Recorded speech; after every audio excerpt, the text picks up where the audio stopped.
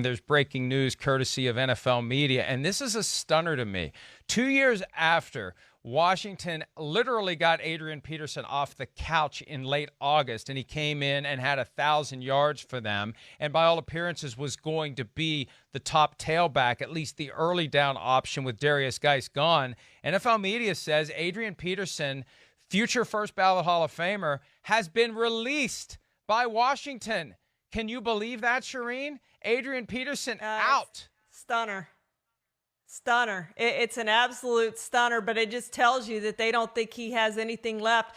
At this point, Mike, I don't think he's going to break Emmitt Smith's rushing record for career rushing yards. But yeah, I'm very surprised at that. I thought at least he's a guy you keep around in that running backs room, even if he's not playing every single down. You keep him in there to groom your younger running backs. He's been very good at that. But apparently they think he has nothing left, and now they're moving on from him. That's a surprise of the day so far, and I think we're going to see more of those in the next 2 days.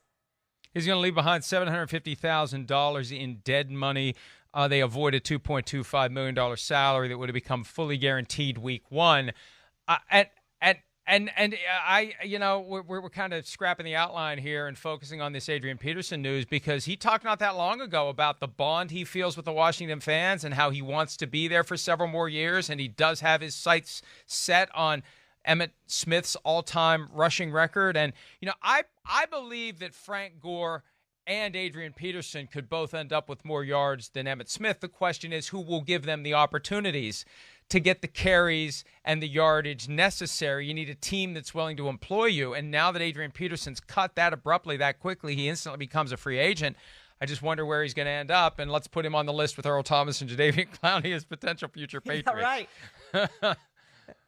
And I think you also list Seattle. I mean, they have this problem at running back. We've seen them bring in these veteran running backs and work out these veteran running backs and constantly because of the injury to Chris Carson and the other injuries they've had with Penny and some others with their starting running backs. And so I think you also have to put Seattle on the list with what they do with veteran players. So those are the first teams you immediately look at just because of their history of veteran players, to me, is New England, Seattle.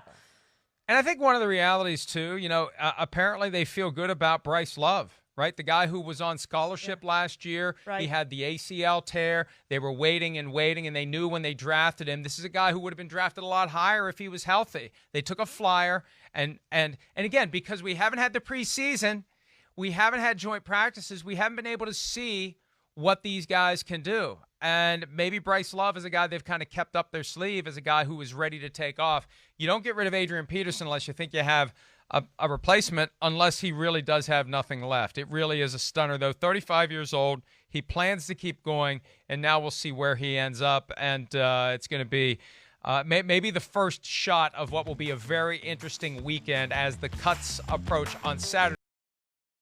Hi, I'm Mike Tirico, and thanks for watching.